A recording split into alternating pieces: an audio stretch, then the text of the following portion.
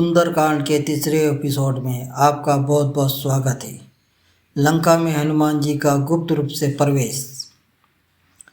रात का समय, आकाश में चंद्रमा, नीचे चमकती हुई सोने की नगरी लंका। हनुमान जी समुद्र पार कर चुके थे।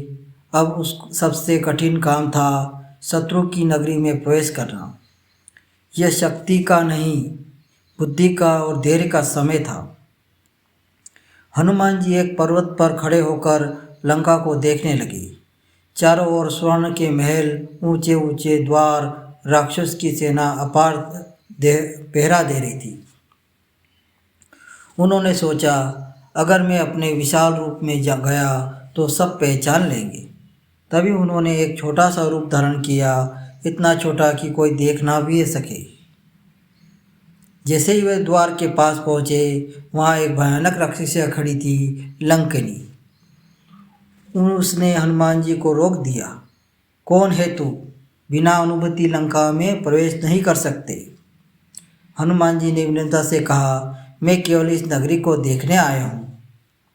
लेकिन लंकनी ने प्रहार किया। हनुमान जी ने हल्का सा मुस्कुरा कर लंकनी के जमीन पर गिरा दिया। उन्हें एक ही मुष्टिका से लंकनी धराशायी हो गई। लेकिन आश्चर्य वही उठी कि और एक हाथ जोड़कर बोली। आश्चर्य से वो लंकनी उठी और हाथ जोड़कर बोली, आज में लंका का विनाश निश्चित है, क्योंकि ब्रह्मा जी ने कहा था जब कोई वानर मुझे परास्त करेगा तभी रावण का अंत निकट होगा। हनुमान जी ने उसे प्रणाम किया और चुपचाप लंका में प्रवेश हो गए। संदेश: जब धर्म का कार्य होता है तो प्रकृति भी संकेत देती है।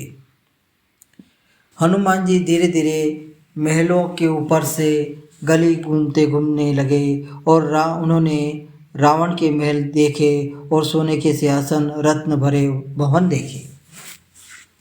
लेकिन उनका लक्ष्य केवल एक था, सीता माता की खोज। उन्होंने हर स्थान खोजा, राजमहल, उद्यान, राक्षस भवन, लेकिन सीता माता कहीं नहीं दिखी। उनका मन थोड़ी देर के लिए चिंतित हुआ, क्या मैं सही स्थान पर आया हूँ? फिर उन्होंने तुरंत अपने मन को संभाला। राजकाज में संदेह नहीं करना चाहिए, राम काज में संदेह नहीं करना चाहिए। वे घूमते घूमते वो विभीषण के घर की तरफ कूच की। घूमते घूमते उन्होंने एक ऐसा भवन दिखाई दिया जहाँ राम नाम लिखा था। वहाँ वातावरण शांत था। वह विभीषण का घर था। हनुमान जी समझ गए, इस लंका में भी राम भक्त मौजूद है। उन्होंने मन ही मन विभीषण को प्रणाम किया और आगे बढ़ गए। अब अचानक उन्होंने एक उद्यान दिखाई दिया और राक्षसा पहरा दे रही थी और एक वृक्ष के नीचे एक स्त्री बैठी थी। पीली साड़ी, दुखी चेहरा, आंखों में आंसू। हनुमान जी का हृदय धड़क उठा, क्या ये माता सीता तो नहीं? और यहीं से शुरू होती है सुंदरकांड की सबसे भावुक कथा। आगे की कहानी सुनने के लिए इसी समय फिर मिलते हैं। अगर आपको कहानी अच्छी लगी हो तो लाइक करें, सब्सक्राइब करें। जय श्री राम।